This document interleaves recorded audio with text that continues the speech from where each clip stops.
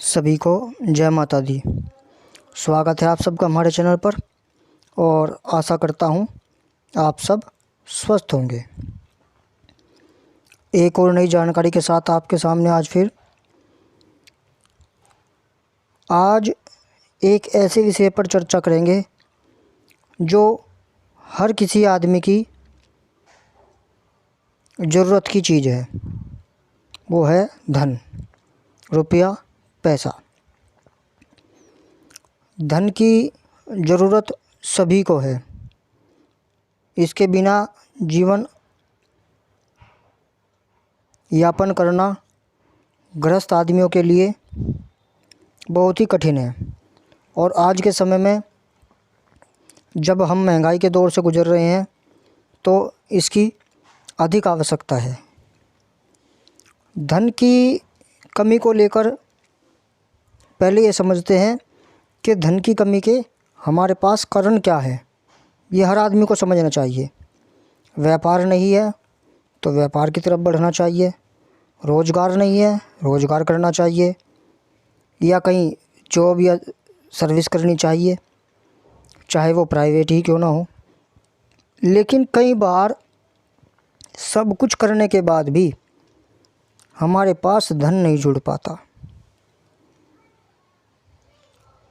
कमाते भी हैं तो धन नहीं जुड़ पाता, या व्यापार है, दुकान है, काम नहीं चल रहा। एक ग्राहक आ गया, दो ग्राहक आ गए, किसी दिन नहीं आए,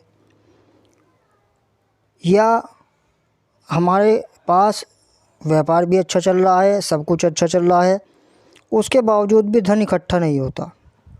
क्या कारण है और क्या है इसका निवारण, चलिए जानते हैं आज के इस अंक में। देखिए मित्रों, सबसे पहले तो हम बात करेंगे कि यदि व्यापार या दुकान जो भी आप कार्य करते हैं, या नौकरी में प्रमोशन नहीं हो रहा है, या दुकान नहीं चल रही है, उसके लिए सबसे पहले हमें एक कार्य करना चाहिए। कई बार किसी न किसी वजह से या किसी अन्य व्यक्ति के द्वारा हमारे व्यापार का बंधन करा दिया जाता है। मैं इस चैनल पर आपको कोई भी अंधविश्वास वाली बात नहीं बताऊंगा और ना ही अंधविश्वास में आपको डालने की कार्य करूंगा। आज के समय में पढ़े लिखे नौजवान या कुछ अन्य लोग भी इन बातों को नहीं मानते कि क्या किसी के व्यापार का बंधन किया जा सकता है या किसी का व्यापार बंद कर दिया जा सकता है। लेकिन वास्तविकता ये है कि ऐसे भी कुछ कार्य संभव हैं जिनके द्वारा व्यापार भी बंद हो जाता है। तो सबसे पहले हमें उपाय करना है उनके लिए जिनके व्यापार तो हैं लेकिन चल नहीं रहे हैं, बंद हैं। ग्राहक आ गए, एक या दो ग्राहक आ गए, फिर कोई ग्राहक ही नहीं आता।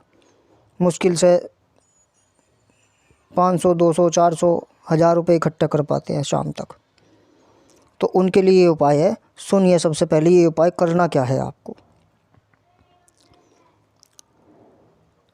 इसके लिए आपको अपने प्रतिष्ठान पर प्रतिदिन सुबह जब आप अपने प्रतिष्ठान पर पूजा पाठ करते हैं तो नित्य प्रतिदिन एक नियम बना लीजिए। नित्य एक हनुमान चालीसा का पाठ रोज़ करना है। एक हनुमान चालीसा का पाठ रोज़ करना है और अपने दुकान के पूजा घर में, जहाँ आपने पूजा का स्थान बना रखा है, उसमें एक छोटा सा तांबे का लोटा ले लीजिए, बहुत छोटा सा, जिसमें मुश्किल से 20, 30, 50 ग्राम जल आ सके। और उसमें आपको गंगा जल भरना है। सुबह के समय गंगा जल भरकर आप अपनी पूजा कीजिए और हनुमान चालीसा का पाठ कीजिए। और फिर उस गंगा जल को, उसमें से आधा अपनी पूरी दुकान में सुबह को छिड़किए और बचा हुआ आधा जल वहीं पर पुनः रख दीजिए। और शाम को फिर इस प्रक्रिया को दोहराएं। शाम को फिर हनुमान चालीसा का पाठ करें और फिर उस जल को अपनी दुकान में छिड़के।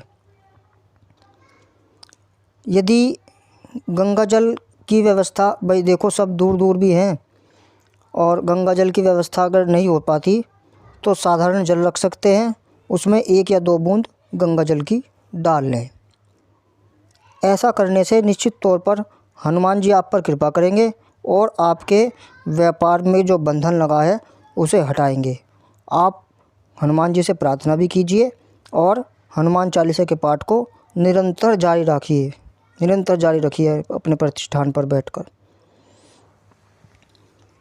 ये तो हुआ यदि व्यापार बंद है तो। उसके बाद अब आपको एक उपाय करना है, वो करना है आपको अपने घर पर ही। धन की देवी माता महालक्ष्मी जी को माना जाता है और वही हैं, और माता महालक्ष्मी ही धन की वृद्धि भी करती है और धन को प्रदान भी करती है। तो इसके लिए आपको शुक्रवार के दिन ये कार्य आपको शुरू करना है। शुक्ल पक्ष से शुरू करना है आपको। तो शुक्रवार के दिन शाम के समय या सुबह के समय आप अपने घर में खीर अवश्य बनाएं। सफ़ेद दूध चावल की खीर दूध से आप अपने घर में बनाएं और उस खीर का भोग माता लक्ष्मी को अपने घर पर ही अर्पण करें तथा प्रसाद स्वरूप सब आप पूरे परिवार उसको ग्रहण करें। इससे कहीं ना कहीं आपके पास जो धन की रुकावट होगी, जो माँ लक्ष्मी की कृपा की कमी होगी, वो आपको मिलनी शुरू हो जाएगी। एक उपाय और, पूर्णिमा के दिन, पूर्णिमा आती है मंथ में एक बार, महीने में एक बार पूर्णिमा आती है। पूर्णिमा के दिन श्री सत्यनारायण भगवान की कथा अपने घर में ज़रूर करें। यदि हो सके तो व्रत भी रख सकती हैं, महिलाएं रख सकती हैं, यदि पुरुष नहीं रख सकते तो अपने घर में पूर्णिमा के दिन कथा श्री सत्यनारायण भगवान की ज़रूर करें। उसमें आटे का प्रसाद बनाया जाता है। आटे को भूनकर उसमें थोड़ी बूरा मिला दी जाती है और उसमें केले का प्रसाद भगवान लक्ष्मी नारायण को आप समर्पित करें, धूप दीप करें। कथा करने का सबको पता ही होगा, स्वयं कर सकते हैं। ये नहीं है कि किसी पंडित या विद्वान को बुलाने की आवश्यकता है। इसके लिए मैं आपको सूक्ष्म रूप से बता भी देता हूँ। एक चौकी पर पीला वस्त्र या लाल वस्त्र बिछाएं, उस पर लक्ष्मी नारायण जी का फ़ोटो रखें या तस्वीर रखें, जो भी आपके घर में मूर्ति वगैरह हो। उसके सामने शुद्ध घी का दीपक जलाएं, धूप जलाएं। अगरबत्ती नहीं जलानी, ये मैं पहले भी बता चुका हूँ और अभी बता रहा हूँ। हिंदू धर्म में अगरबत्ती निषेध है, नहीं जलानी चाहिए। धूप दीप जला लीजिए और उसके बाद शुद्ध आसन पर बैठकर सर ढककर श्री लक्ष्मी नारायण की कथा की किताब बाज़ार में मिलती है, गीता प्रेस गोरखपुर की भी है, वो ले लीजिए और कथा का प्रारंभ कीजिए।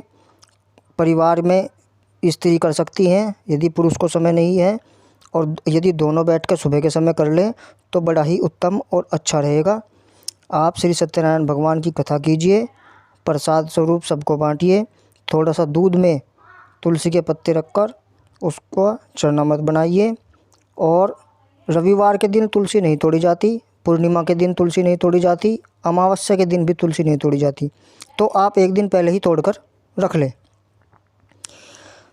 प्रसाद स्वरूप भगवान को भोग लगाएं और फिर वो प्रसाद स्वयं ग्रहण करें। आस पड़ोस में भी दे सकते हैं, कोई हर्ज नहीं है। एक उपाय हुआ ये।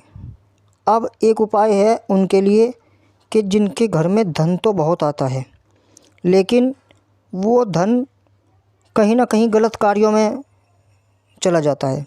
ये जैसे कि बीमारी से ग्रसित हैं, बीमारियां ठीक नहीं होती घर में से, उसमें धन व्यर्थ हो रहा है।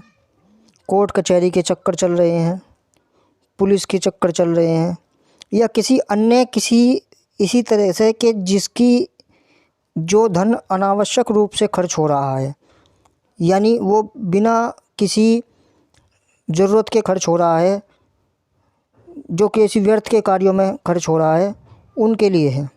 यदि आपका धन में भी ऐसा है, आपके घर में भी ऐसा है, तो उसके लिए आप श्री सूक्त का पाठ कीजिए।